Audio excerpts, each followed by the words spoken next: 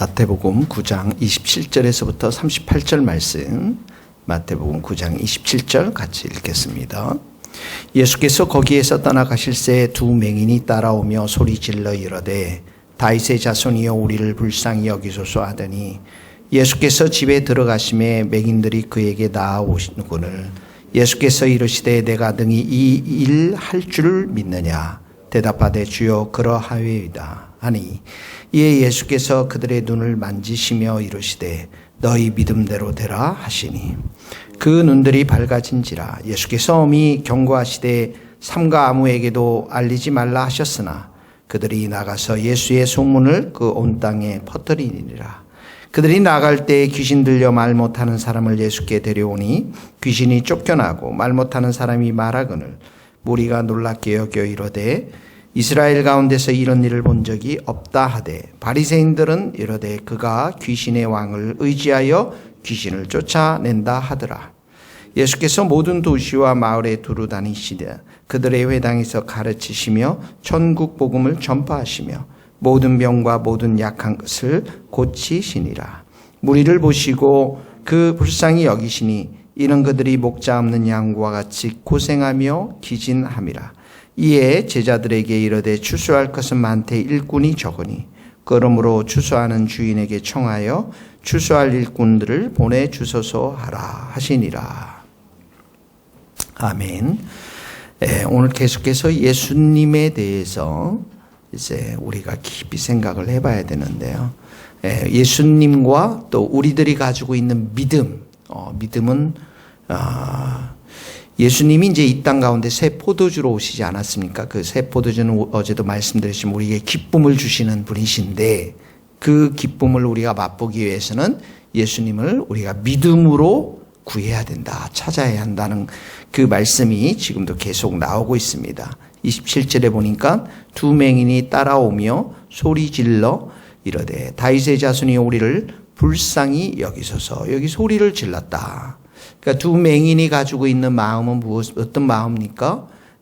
우리는 예수님밖에 우리를 고칠 사람이 없습니다. 그러니까 소리를 지르는 거죠. 우리를 불쌍히 여겨주세요. 우리는 예수님밖에 없습니다. 예수님만 바라봅니다. 예수님만 의지합니다. 특별히 이 두 맹인은 볼 수가 없잖아요. 이 세상에 아무것도 볼 수가 없다라는 것은 세상 가운데서 소망을 기댈 수 있는 소망이 아무것도 없다라는 것입니다. 그러니까 여기 소리를 질렀다라는 게 계속 소리를 지르지 않았겠어요, 여러분? 그러니까 끝까지 포기하지 않고 예수님을 계속 따라오면서 소리 지른 이것이 믿음의 행동이라는 거예요. 믿음의 고백이라는 것입니다. 그러니까 28절에 예수님이 집에 들어갔는데 맹인들이 그 집에 들어가서 예수님께로 나옵니다. 그러니 이것은 우리가 보기에도 정말 예수님만 바라보는 그런 행위고 예수님만 찾는 믿음의 주요 온전케 하시는 예수를 바라보라 할 때 예수님을 끝까지 따라가서 부르짖을 수 있어야 되고요. 예수님을 생각해야 되고 예수님을 찾아야 되고 예수님을 묵상해야 되고 예수님의 사랑을 그 은총을 갈구해야 되는 것임을 여기서 보게 되었습니다. 자, 그러면서 28절에 보니까 내가 능히 이 일을 할 줄을 믿느냐, 믿음을 얘기하고 있어요. 예수님이 이미 알고 계시지 않겠습니까? 이들이 믿음 없이 부르짖는지 믿음이 있어서 따라와서 부르짖는지, 근데 믿음을 다시 한번 확인하세요. 그랬더니 주여 그러하오이다. 29절 말씀, 그들의 눈을 만지며 이르시되 너희 믿음대로 되라. 너희 믿음대로 되라. 예수님을 우리가 찾고 구하는 데 있어서 예수님은 우리에게 새 포도주가 되셔서 참된 치유와 온전한 회복들을 다 주시는 분이신데 그 예수님의 은혜와 예수님의 그 사랑을 우리가 공급받는 통로가 되는 게 바로 너희 믿음대로 되라. 예수님이 우리에게 보고자 하는 것은 믿음밖에 없습니다. 다른 게 없는 것이죠. 자, 오늘도 여러분들이 믿음 가운데 식사를 하는지, 예수님 믿음 가운데 일을 하는지, 믿음 가운데 대화를 하는지, 믿음 가운데 기도하는지, 믿음 가운데 오늘 생활을 하고 있는지를 잘 보시면서 오늘도 예수님을 찾을 수 있기를 바랍니다. 30절에 보니까 그들의 눈이 완전히 밝아졌습니다. 예수님께서 음이 경고하시되 삼가 아무에게도 알리지 말라 하는 것은 예수님이 혹시라도 유명하게 되어서 사람들에게 오해를 줄까 봐 이렇게 말씀하시는 거예요. 그들의 눈이 밝은 것은 먼저 이 육체적인 회복을 주님께서 보여주신 것이죠. 어둠을 몰아내시고 빛을 주러 오신 예수님, 그 예수님이 능력의 예수님이시라는 것을, 육체적인 치유도 회복하실 수 있는 그런 분이시라는 것을 여기에서 보여주고 있습니다. 31절에서부터는 32절 33절은 귀신 들려서 31절에 보니까 그럼에도 그들이 나가서 예수의 소문을 온 땅에 퍼뜨립니다. 그리고 32절에 보면 그들이 나가서 귀신 들리고 말 못하는 사람을 데려옵니다. 그러니까 우리는 예수님을 전하고 예수님께 사람을 데려올 수 있는 그 모든 것이 이렇게 큰 예수님의 능력과 은총을 경험하는 자들이 그런 일을 할 수가 있는 것들을 보게 되어집니다. 그러니까 사도행전에도 제자들에게 성령의 불이 그들에게 임했을 때 그들의 삶 속에서 하나님의 역사, 또 예수님의 역사, 성령의 역사를 경험한 후에 전도가 일어나고 있다는 것을 보게 되었습니다. 왜 우리가 예배자로 매일 서야 됩니까? 왜 우리가 예수님과 동행해야 됩니까? 왜 우리가 예수님을 사랑하고 예수님의 은혜를 먼저 경험해야 됩니까? 우리 스스로의 힘과 능력으로는 전도할 수가 없어요. 한두 번 할 수는 있을지 모르지만, 그러나 예수님의 능력과 예수님의 은혜를 우리가 체험하면 그 예수님을 우리가 전할 수밖에 없다라는 것이죠. 여기가 그대로 이 사람들이 고침을 받고 나가서 예수님을 전하는 것들을 보게 되었습니다. 32절에 보니까 그들이 나아갈 때 귀신 들려 말 못하는 사람을 예수께 데려오니 귀신이 쫓겨나고 말 못하는 사람이 말하거늘. 예수님의 권세를 보여주는 것이죠. 이 맹인의 세계는 육체를 치유했다면 이 귀신 들린 사람들, 말 못하는 사람들을 치유하는 것은 영적인 세계에서도 예수님의 권세가 귀신과 악한 영들을 넉넉하게 이기고 또 물리칠 수 있는 권세가 있는 분들을 보여줍니다. 그러니까 위에는 육적인 치유와 회복으로 예수님의 능력을 보여주시다면 이 귀신을 쫓아내는 사건은 영적인 치유, 영적인 치유. 그러니까 인간들에게는 이렇게 예수님이 다양한 형태 속에서 예수님의 힘과 권세와 능력이 필요한 것들을 보게 되어집니다.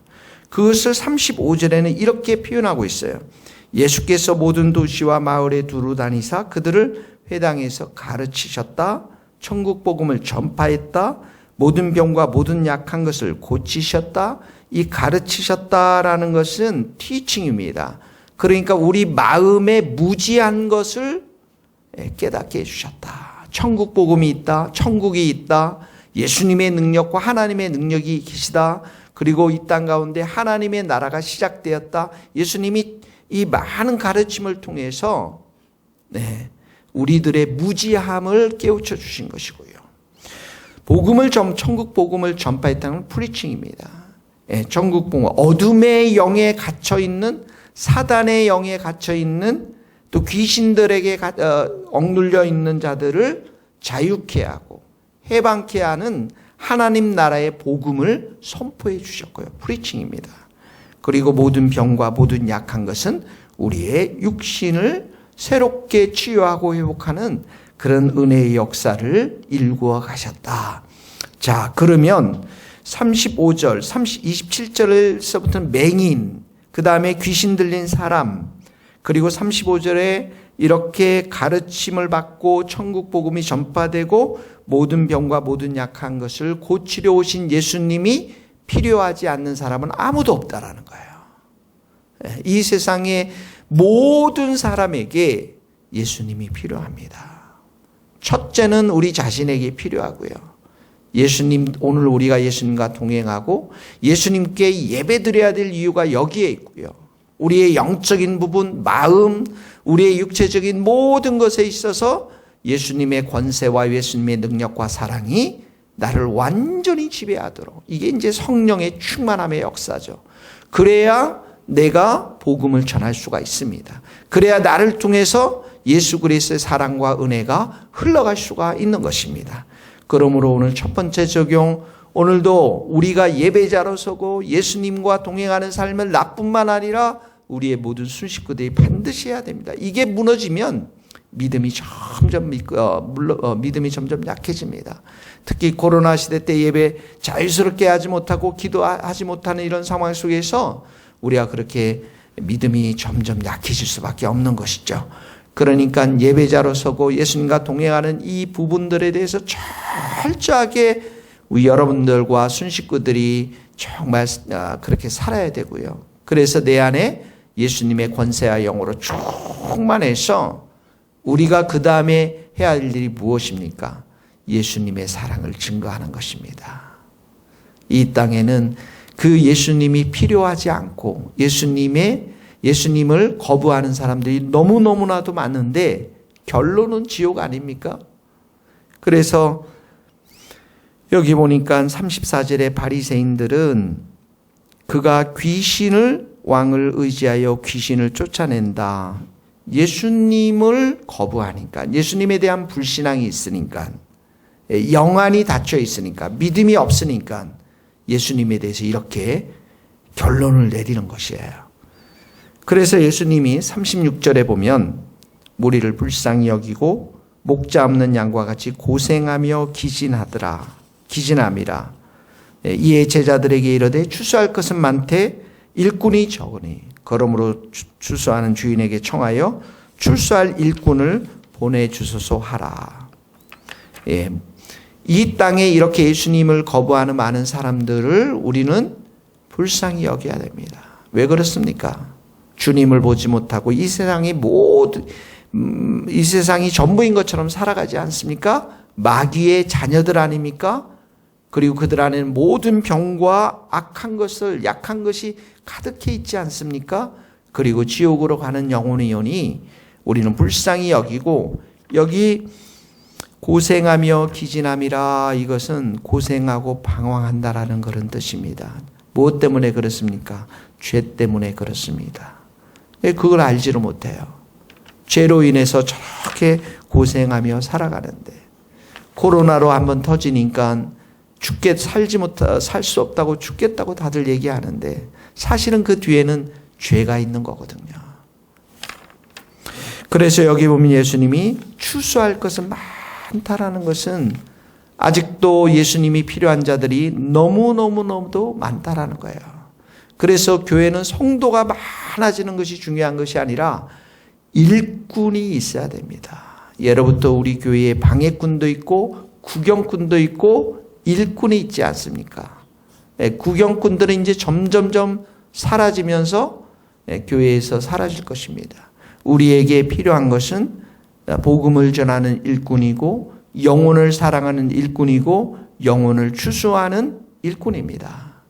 한 영혼을 섬기며 사랑하며 한 영혼이 주 앞에 돌아올 수 있도록 눈물을 흘리며 나의 삶의 시간과 재정과 모든 사랑을 투자해서 정말 일꾼이 되도록 하는 것, 이것이 우리 교회의 가장 중요한 것입니다. 교회는 일꾼이 필요하다. 여러분이 일꾼들이 다 되기를 바랍니다. 새벽 기도에 오신 분들은 일꾼들입니다.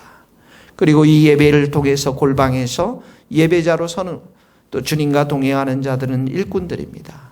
우리 일꾼들이 되어서 전도하며 선교하며 예수님의 제자를 삼는 일들이 우리 교회 가운데 있게 되기를 예수님의 이름으로 축복합니다. 기도하시겠습니다. 하나님 아버지, 감사합니다. 오늘도 예수님의 권세와 능력으로 이 귀한 말씀 깨닫게 하시니 감사합니다.